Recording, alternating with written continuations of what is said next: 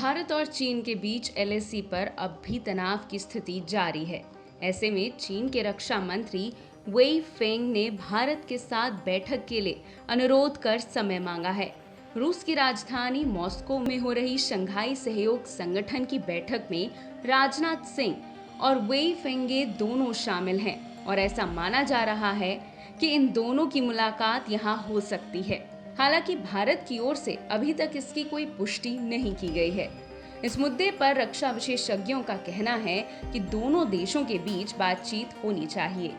साथ में अगर चीन चाहता है कि हमारा मीटिंग भारत के साथ अलग हो, तो चीन को क्लियर हो जाना चाहिए कि हमारी जो राष्ट्र, हमारे जो रक्षा मंत्री की जो नीति जो बोलेंगे, जो हमारे एक्सटर्नल अफेयर्स के रिप्रेजेंटेटिव होंगे भी, तो ये चीन को बता देंगे कि आप कोई भी मीटिंग करने से पहले जो इस संदर्भ में है, जो संघर्ष के संदर्भ में है, जो चल रहा है, आपको अपनी अप्रैल 1 से जो फर्स्ट अप्रैल 2020 के स्थिति से आपको उसी जगह जाना पड़ेगा, उसको आप जहाँ उस वहीं रहना पड़ेगा, तब आपकी बात बनेगी। अगर इलीगल कब्जा किया है उस सबको नलीफाई करके आप अपनी सही स्थान पे आ जाइए। मीटिंग चाहे कितनी भी मतलब है, और चेंज हो गया 29-30 की रात को ऐसा हुआ ब्लैक टॉप में, जब भारत ने एग्रेशन दिखाया तब चीन को ख्याल आ गया कि भैया अब दाल नहीं गलेगी। तो Rajnath Singh ji SCO meet attend कर रहे हैं रशिया में।